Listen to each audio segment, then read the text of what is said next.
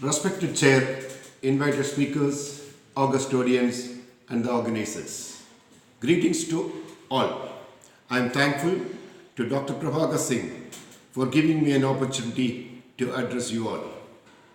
I have varied interest of Vice Chancellor of two universities, one at Indore and another at Gujarat UP. We love to live in the past glory of Takshashila and Nalanda, but present state of Indian education is in doldrums. A revolution is the need of the hour, and Dr. Prabhakar Singh and his team is doing a human service by taking the beacon ahead. I wish this venture a great success. My talk is based on few quotes. President of Cambridge University addressed its centenary celebrations in a short speech. We are celebrating 100 years and produced 100 Nobel laureates ahead of Harvard. Thank you. It speaks volumes of his outcome and social contributions. Mutual recognitions should attract dedicated contributors as students, faculties, researchers, and facilitators, and the institution should be able to sustain and retain. It should turn out to be a repository of patents. A nation cannot acquire competitive strength and international reputation without developing a world-class educational institutions within its boundaries. World-class universities are a crucial part of a nation's knowledge base and innovative capacity, creating the knowledge and scientific breakthrough for research, innovational developments to gain long-term economic growth. How can we achieve this? Learn to sell our good practices in international market and attract more foreign faculties, students, and soft skills. We should organize international mobility of researchers, faculties, and students, which is an essential activity for yielding benefits like flow of research and development information, updating emerging trends, technical collaborations, and job creations, and to face global challenges collectively. It helps to form a high-tech innovation cluster of solutions to resolve ever-demanding social needs. India will be recognized as the international leader with a better human capital since India has the maximum youth potential in the present scenario. It will yield enhanced business, international funding, and attract reputed talents. India will reverse our defense products dependability and to become a world supplier. Education sector is very peculiar in nature and should not be viewed as a money-making industry or should avoid corporate culture. Education industry produces intangible products and processes which cannot be measured directly. The students are the raw material, finished product, consumers, partners, and brand ambassadors.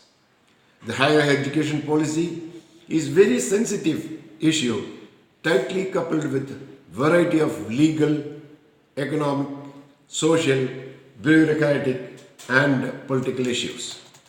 Visible changes or direct result in education culture surface out after a few decades. Freedom and autonomy are very essential need of cultural challenge. But it requires close monitoring and regulations, else money makers misuse it. Arise and stop, not till the goal is reached. A slogan and a quote of Katha Upanishad, which was popularized in the late 19th century by Swami Vivekananda. Our expectation is limited to Indian Institute of Science, Bangalore, IITs, and few private deemed universities. All other institutions and universities will not have good leadership if the selection procedure remains corrupt or financially or politically involved. So we should pledge as a socially committed citizens of India should not look up at the government to do something. We should be happy to do something to the government. Move around to all government high schools in and around you. Deliver lecture on setting up goals in life of your young children and how to move towards it. What all preparations required. Emphasize in mutual help, which is the best help for personal growth.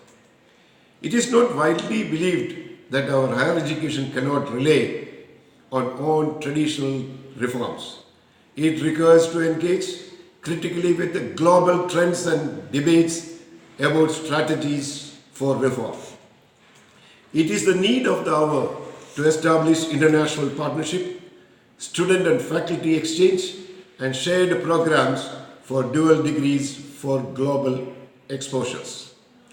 It pertinent to mention Nelson Mandela's view on education that if you want to spoil the nation, then impart ill education.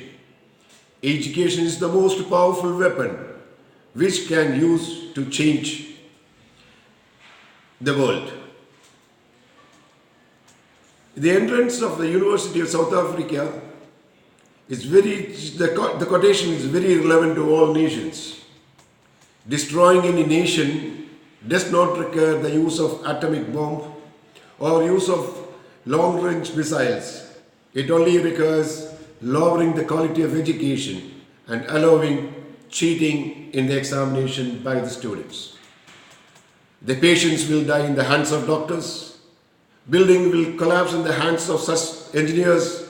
Money is lost in the hands of such economists. And humanity dies in the hands of such religious scholars. Justice is lost in the hands of such judges.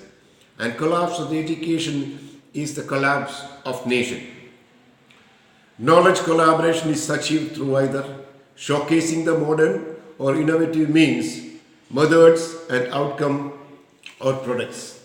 It is equally important to carry out promotional activities.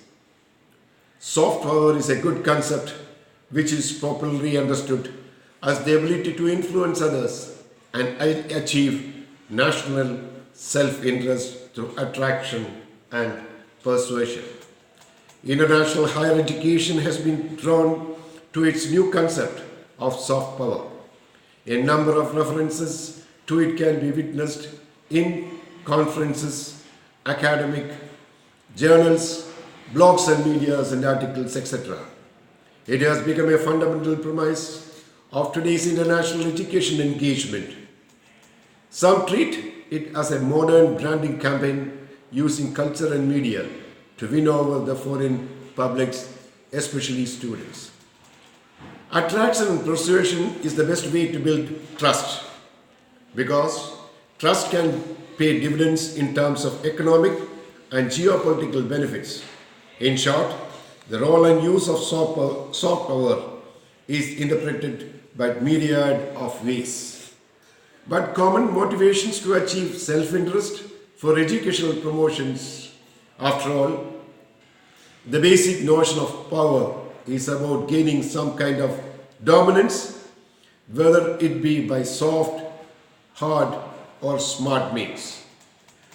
The spread and layout of the higher education is characterized by international collaborative research projects, binational universities, multinational policy networks, the global mobility programs, regional centers of excellence, and international educational hubs. The important is that in the highly interconnected and interdependent world in which we live, higher education is a channel for a cross-border flow and exchange of people, knowledge, expertise, values, innovation, economy, technology, and culture. The world of international relation is complex and beset with histories, challenges, and inequalities that it should never to ignore. A challenge that we in higher education face is whether we buy into the idea of soft power or introduce alternative approach, need the nation of mutual power. This concept recognizes that power need to be a zero-sum game. The mutual power approach builds on respective strength of countries, higher education and research institutions, and yield solution and benefits to all players. A key point is that the benefits will differ among actors. It is based on reality and new normal that finding solutions to world challenges that cannot be achieved by all country alone. An alternative to power paradigm, whether it be soft or mutual power, is the concept of diplomacy, which regards negotiation as one of its core pillars. Finally, you have to dream before your dream comes true. The dream is not that which you see while sleeping. It is that does not let you sleep, was the quote of Dr. APJ Abdul Kalam. Define the global faculties who could inspire young minds, broad-minded, socially conscious, research-centered, and open to new ideas and ever-learning attitude can revolutionize our higher education system and thus our universities. Higher education's long traditions of scholarly collaborations and academic mobility complemented by today's innovation of research and policy networks.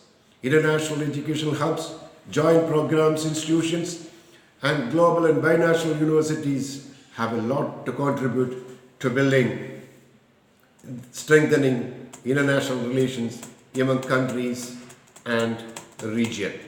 Jai Hind.